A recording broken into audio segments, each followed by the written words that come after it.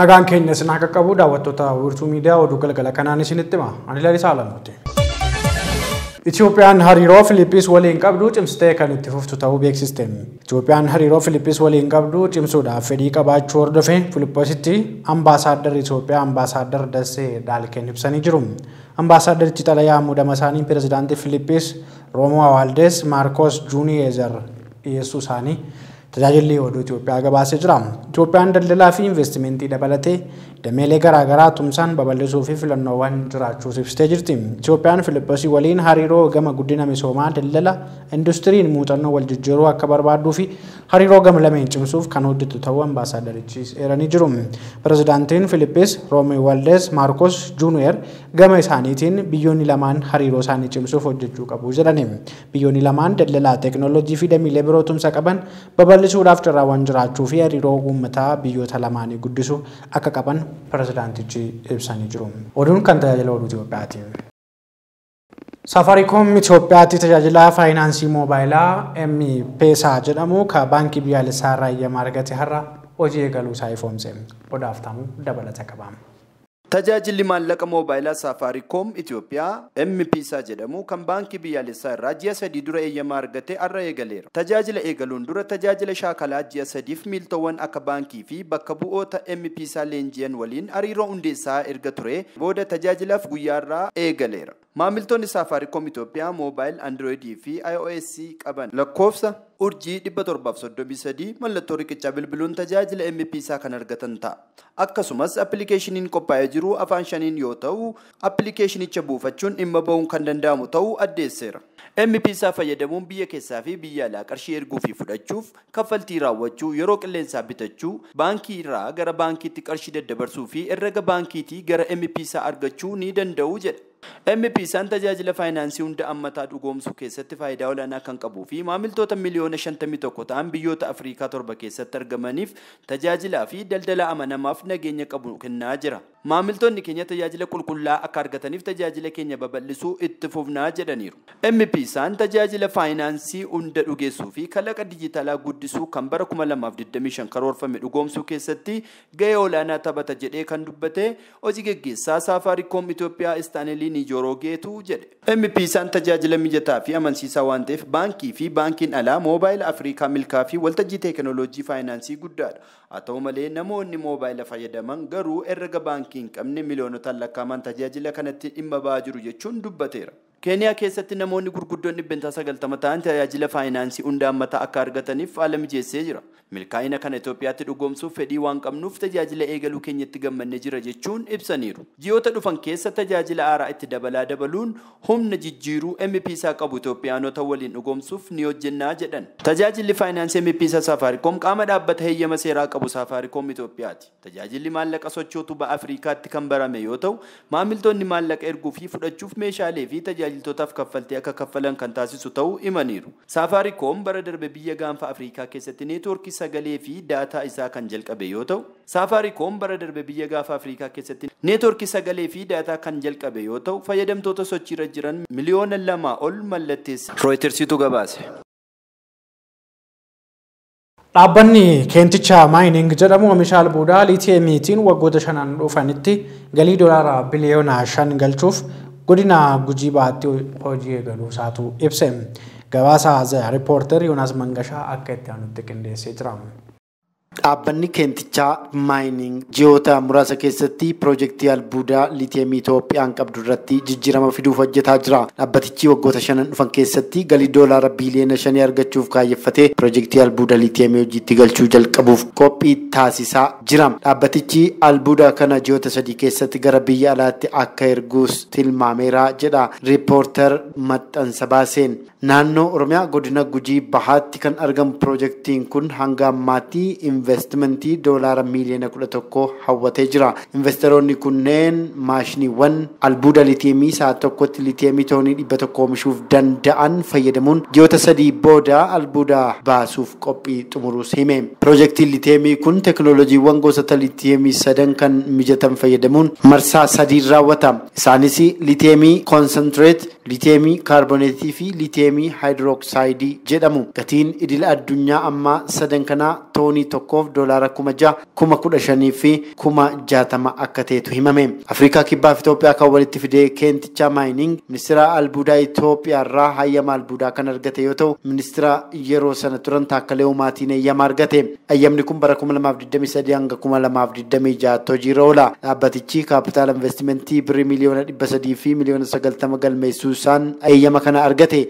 Gujiitti oomisha taantaalamii, liitiyeemii fi noobiyamii akka hojjetu isa dandeessisa. Dhaabbatichi hanga ammaatti lafa keessa hanga meetira 4,000tti gadi bu'ee kan qorate yoo ta'u dhumarratti meetira 40,000 gadi qotaa jedhame. Dhaabbatichi waggoota dhufan keessatti gosoota liitiyeemii kana sadan oomishuuf karoorfates hojiitti galaa jira. Marsaa ittaanuun oomisha liitiyeemii kaarboneetii irratti xiyyeeffata. Maashinoota sadarkaa olaanaas akka barbaaduu fi maashinoonni marsaa lammaffaaf barbaachisan kunneen doolaara miliyoona 200 fi miliyoona 50 akka dhaabbaticha baasisuus ifoomsee jira. Gabaasaatiin riippoorter dandeettii oomisha isaanii sa'aatii tokkotti gara toonii 300tti guddisu marsaa lammaffaatiin liitiyeem kaarboneetiin gosa liitiyeemii gatii dabalataa qabuu fi qaala'aa ta'e akka teessimamee jira. Walumaa galatti meeshaaleen gosoota liitiyeemii sadan kana oomishuuf gargaaran naannoo doolaara biliyoona 1 akka itti baasudha. Hojii gaggeessitoonni dhaabbatichaa kan himan. Dhaabbatichi kanaan dura michoota biyya alaa waliin waliigaltee irra ga'ee jira. Saawudiin oomisha liitiyeemii keenya bitachuuf fedhii guddaa qabdiis jedhan. Oomisha boba'aa foosilii irraa gara baatirii konkolaataa elektiriikii ce'uuf karoorfatanii akka jiranis himaniiru. Kanaafuu liitiyeemii baay'ee nurraa bitachuu barbaadu biyyoonni akka Saawudiis jedhan. Chaayinaan Ameerikaa fi Singaaporis waliigaltee kontiraataa erguun liitiyeemii dabalataa bitachuu akka barbaadan himanii jiru. Akka investoroota kunneen jedhanitti piroojeektiin kun alergii Itoophiyaaf jijjiirama olaanaa kan fidu yoo ta'u waggoota 5 dhufan keessatti doolaara biliyoona 5 Itoophiyaan kanarraa argachuu akka dandeessu himamee jira. Keenticha piroojeektiin hawaasa bu'uura kan godhatee fi hanga ammaattis daandii, buufata fayyaa, manneen barnootaa ijaalee meeshaalee naannoo sanaaf barbaachisan tajaajila hawaasaaf oolchaa akka jiru himee jira. Boordii gorsaa hawaasaa hundeessinee fedhii naannoo deeggaruufis piroojeektii kana bu'aa piroojeektii ramanneerraa gibira kaffaltii abbaa qabeenyummaaf bu'aa mootummaa irratti dabalataan tajaajila hawaasaa irratti hojjetaa jirras jedhanii jiru. Qormaata bal'aa damee albuudaa Itoophiyaa keessatti mul'atu furuun biyyattiin mana maree albuudaa fi sibiilota idil addunyaatti makamuu akka qabdus abbootiin piroojeektii kunneen himanii jiru. Itoophiyaan imaammata albuudaa sirriitti ishee barbaachisaa naannoo qorannoof hojiittis burjaajjiin akka jirus komii kaasanii jiru. Maxxansa riippoortarii irraa arganne. Rakkoo nageenyaa naannoo Amaaraatti mudatee tureen tasgabbiin uumamuudhaan hawaasni naannicha keessa jiraatu jireenya idilee isaatti deebi'u Leetanaal Jeneraal Biraanuu Baqqalaa ibsanii jiru. Ibsa isaanii kana Sittiin Haajii ammoo akka itti aanutti qindeessitee jirti.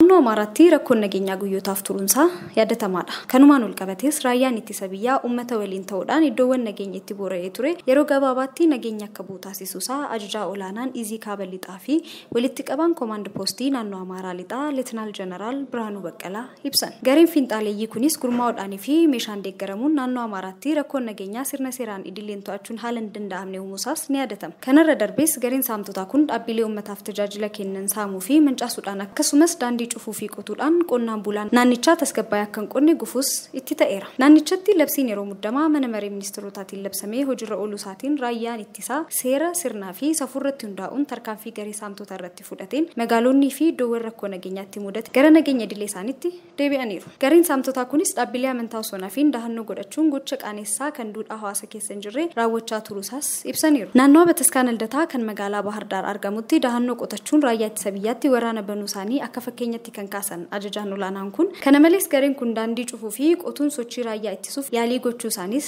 dabalanii ibsaniiru. Haala kanaan gareen kun lammiileen nagaa kan sochoone gochuun kufaatiin hawaas dinagdee naannicha irratti akka uumamuuf hojjechaa turuusaas kan ibsan yoo ta'u qajeelfamaa fi kallattii ajajaan waliigala qajeelfama labsii yeroo muddamaa kaa'een koomaand poostiin naannoo Amaaraa Lixaa hawaasa waliin ta'uun opereeshinii taasiseen iddoowwan rakkoo nageenyaatti mudatee yeroo gabaabaa keessatti gara nagaatti deebisuun danda'ameeras jedhan. Leetanaal Jeneraal Biraanuu Baqqalaa hawaasni naannichaas yeroo ammaa kana tajaajila idilee argachaa akka jirus eeraniiru. Gabaasni kan tajaajila oduu Itoophiyaati.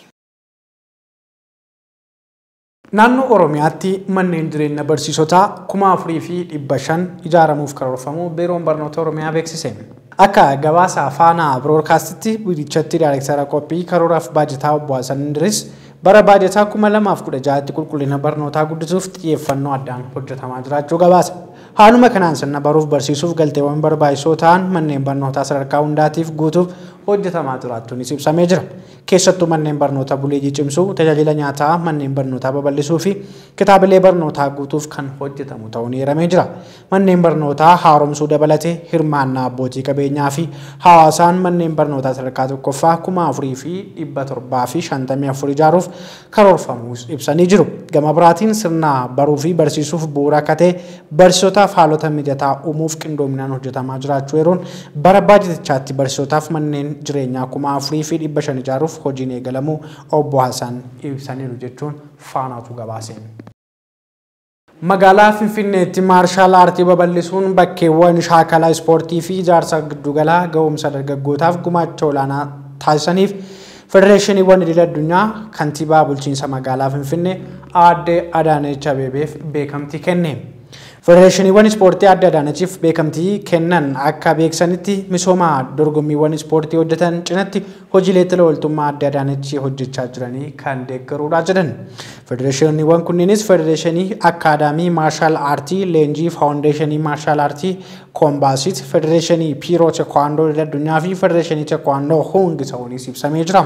Badhaasni kennameefis daanii kabajaa 7ffaa waraqaa galataa fi badhaasaa meedaaliyaa ta'uu ragaan waajjira kantiibaarra argame kan mul'isudha. Aadde Adaanechi beekamtii kennameef galateeffatanii ijaarsa ga'umsa dargaggootaa irratti hojiileen eegalaman cimanii kan itti fufan ta'us eeraniiti jiru. Daawwattoota wiirtuu miidiyaa ammoo gara oduu ispoortiitti isin ceesisa. Koongireesiin atileetiksii addunyaa 54ffaan Haangaarii Budaapestitti har'a eegalamee jira. Pirezidaantiin Federeeshinii Atileetiksii Itoophiyaa gargaartuu Koomishineraa Daraartuu Tulluu, Pirezidaantii itti aanaa dursaa atileetii Gizaahany Abarraa, itti gaafatamaa waajjiraa obbo Yohaannis Ingidaa Itoophiyaa bakka bu'uun yaa'ii kanarratti hirmaachaa akka jiran Federeeshinichi fuula Feesbuukii isaatii irratti ibsee jira. Koongireesiin atileetiksii addunyaa miseensota Federeeshinii 214 of jalatti kan qabate yoo ta'u, koongireesichi atileetiksii addunyaa qaama murtee kennuu isa olaanaa ta'uunsaas ni yaadatama. Daawwattoota keenya oduu keenya xumuraatiin ammoo gareen kubbaa miilaa dubartoota Ingiliz tapha xumuraa waancaa addunyaaf qaqqabuu isaa mirkaneeffate.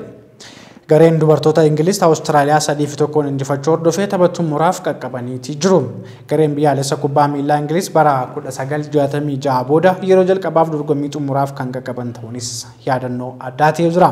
Dilbata dhufu gita isaanii Speen waliin tapha xumuraas ni taphatu jedhameetu eegama. Daawwattoota wiirtuu miidiyaa oduun keenya galgala kanaa kana fakkaata ture waan nu daawwattaniif horaa bulaa deebanaa nagaatti.